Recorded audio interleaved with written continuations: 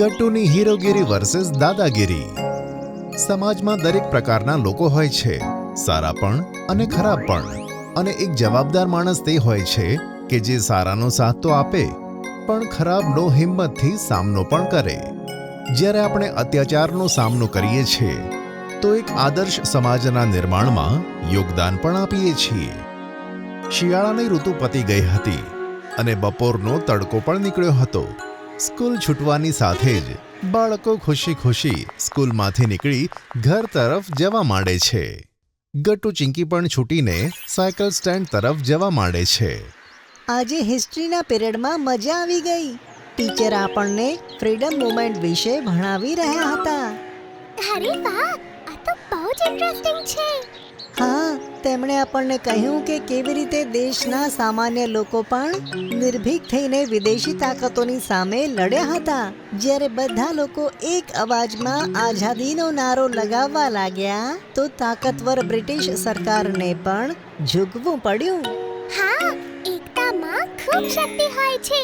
Cycle stand પહોંચીને ગટ્ટુ અને ચિંકીની નજર સામેના સ્ટેન્ડ પર છેડા ઉપર પડે છે, જ્યાં એક છોકરો બીજા છોકરાને ધક્કો મારીને પાડતો હતો. અરે, તે તો ટોની છે ને? લાગે છે આજે તે અર્જુન સાથે લડી રહ્યો છે.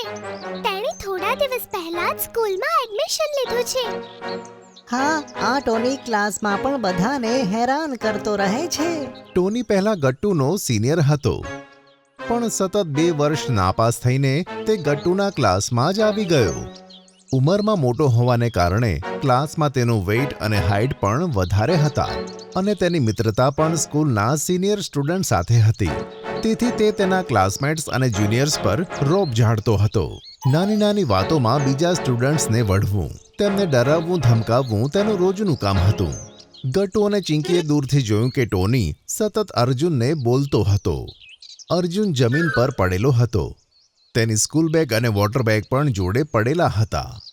અર્જુન જેવો તેની બેગને પકડવા માટે જાય છે, ટોની તરત જ તેની બેગને તેનાથી દૂર ફેંકી દે છે. ચિંકી સાંભળ, હું જઈને અર્જુનની મદદ કરું છું. ત્યાં સુધી તું આપણા બીજા મિત્રોને ત્યાં બોલાવીને લાવ. હા, પણ તું ટોની સાથે એકલો કેવી રીતે લડીશ? બધી પ્રોબ્લેમ્સનું સોલ્યુશન લડાઈ નથી હોતું. મારા મગજમાં એક આઈડિયા આવ્યો છે. આમ કહીને ગટ્ટુ ટોની તરફ જાય છે, જ્યારે ચિંકી બીજા મિત્રોને બોલાવવા જતી રહે છે. ત્યાં જઈને ગટ્ટુએ જોયું કે ટોની હજુ પણ અર્જુન પર બૂમો પાડતો હતો. મેં તને કીધું હતું ને કે સાયકલ સ્ટેન્ડ પર પેલી જગ્યા એ મારી રિઝર્વ કરેલી જગ્યા છે.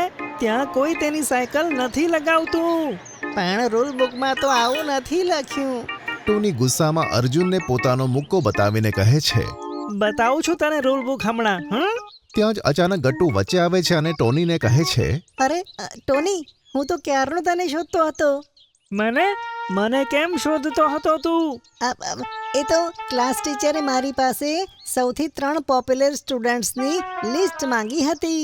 તેમાંથી એકને ક્લાસનો નવો મોનિટર બનાવવામાં આવશે અને તારાથી વધારે પોપ્યુલર સ્ટુડન્ટ તો કોઈ પણ નથી. શું વાત કરે છે? હું તો 2 વાર ફેલ થયો છું. ટીચર મને ક્લાસનો મોનિટર કેમ બનાવશે? સમજાવું છું, ડિટેલમાં સમજાવું છું. આ રીતે ગટ્ટુએ ટોનીને પોતાની વાતોમાં લગાડી દીધો. બીજી બાજુ ચિંકી પોતાના મિત્રોને લઈને આવી, જેમણે દૂરથી ટોનીને અર્જુનને બુલી કરતા જોયો. બીજી વાર જો તે તારી સાયકલ મારી જગ્યાએ લગાડીને તો તારી સાયકલને હું તોડી નાખીશ. ચાલ નીકળ અહીંયાથી, મારે મોનિટર બનવાની તૈયારી કરવાની છે. બિચારો અર્જુન પોતાની બેગ લઈને ત્યાંથી જતો રહ્યો. થોડાક આગળ જતા તેને ચિંકી અને તેના મિત્રો મળ્યા. અર્જુન ડરેલો હતો અને રડતો હતો. ચિંકી અને મિત્રોએ તેને આશ્વાસન આપ્યું. ત્યાં જ ટોનીના મનમાં ગટ્ટુએ એ વાત ફિટ કરી દીધી કે તે ક્લાસનો સૌથી પોપ્યુલર સ્ટુડન્ટ છે અને નવો મોનિટર તે જ બનવાનો છે. જોયું, હવે થોડા જ દિવસોમાં તને ક્લાસ મોનિટર ડિક્લેર કરી દેવામાં આવશે. ટોની અને ગટ્ટુએ હાથ મિલાવ્યો અને ટોની ત્યાંથી જતો રહ્યો. બીજા દિવસે એસેમ્બલી પછી ગટ્ટુએ બધા મિત્રો સાથે પોતાનો પ્લાન શેર કર્યો. બધા ગટ્ટુના પ્લાન સાથે સહમત થયા.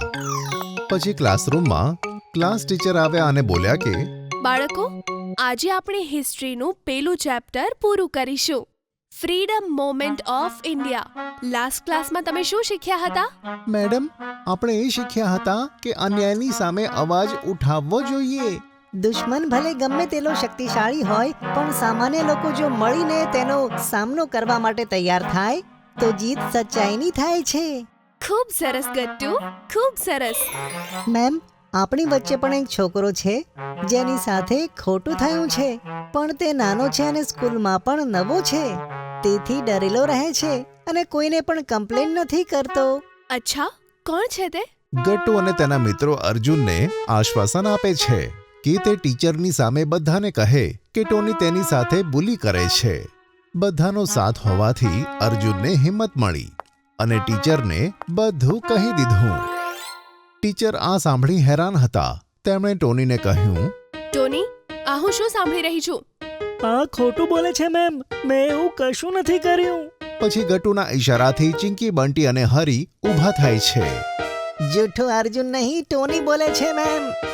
અમે અમારી આંખે જોયું હતું કે સાયકલ સ્ટેન્ડની બાજુમાં ટોનીએ અર્જુનને ધક્કો મારીને પાડી દીધો હતો. તેનું બેગ અને વોટર બોટલ ફેંકી દીધા હતા અને હજુ વધારે મારવાની ધમકી આપતો હતો. ટોની આવું બીજા બધા બાળકો સાથે પણ કરે છે મેમ. તમે જુનિયર ક્લાસમાં પૂછશો ને તો બીજા સ્ટુડન્ટ પણ તમને બતાવશે કે કેવી રીતે ટોનીથી ડરીને આજ સુધી કોઈ પણ બાળકે તેની કમ્પ્લેન નથી કરી. આ સાંભળી ટીચરને ટોની પર ખૂબ જ ગુસ્સો આવે છે. આ ખૂબ સિરિયસ ઇશ્યુ છે ટોની. આના ઉપર અમે એક્શન લઈશું અને તારા પેરેન્ટ્સ સાથે પણ વાત કરીશું.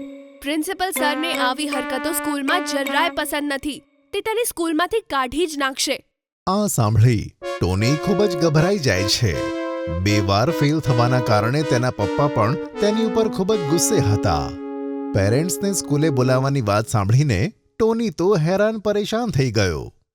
આઈ એમ સોરી ટીચર, મારાથી મોટી ભૂલ થઈ ગઈ. હું ફરીવાર આવું ક્યારેય નહીં કરું. ક્લાસના બધા બાળકો ટોનીને આ રીતે પહેલી વાર સોરી બોલતા જોતા હતા. તેમને વિશ્વાસ નહોતો આવતો કે તે આ એ જ ટોની છે કે જે હંમેશા બીજા બાળકોને હેરાન કરતો હતો. જો સોરી કહેવું જ છે તો અર્જુનને કહે અને તે બધા સ્ટુડન્ટ્સને જેની સાથે તે ખોટો વ્યવહાર કર્યો છે. સમજ્યો? આઈ એમ સોરી અર્જુન, મને માફ કરી દે. હું આજ પછી ક્યારે પણ તારી સાથે અને બીજા કોઈની સાથે પણ દાદાગીરી નહીં કરું. સારું ટોની, હું તને માફ કરું છું. હું નથી ઈચ્છતો કે તને સ્કૂલમાંથી નીકાળીને તારું ફ્યુચર ખરાબ થઈ જાય. બસ કોઈને નબળો સમજીને તેને હેરાન પરેશાન કરવાની આદત છોડી દે. I am proud of you Arjun કે તે આજે હિંમત કરીને ટોનીનો વ્યવહાર બધાને જણાવ્યો. નહીં તો ટોનીને પોતાની ભૂલ ક્યારેય રિયલાઇઝ ના થાત અને આ પ્રોબ્લેમ ધીરે ધીરે વધી હોત. આનો ક્રેડિટ તો ગટ્ટુને જવો જોઈએ, કારણ કે એને મને તે દિવસે ખાલી બચાવ્યો નહોતો, પણ આજે તેને મને હિંમત આપી કે બધાની સામે હું આ ફરિયાદ કરું. અરે વાહ ગટ્ટુ, આ આઈડિયા તને ક્યાંથી આવ્યો? તમે તો શીખવાડ્યું મેડમ. તે દિવસે તમે હિસ્ટ્રીની ક્લાસમાં કીધું હતું ને કે અન્યાયને સહન ન કરવો જોઈએ અને આપણા ફ્રીડમ મુવમેન્ટની જેમ બધાએ એક સાથે મળીને સામનો કરવો જોઈએ. આ સાંભળી બધા બાળકો તાળીઓ વગાડે છે અને અર્જુન ટીચર અને ગટ્ટુના ચહેરા પર સ્મિત આવે છે. જો તમને અમારી વાર્તા ગમી હોય તો ટુન ટુન કિડ્સને લાઈક, શેર અને સબસ્ક્રાઇબ કરજો.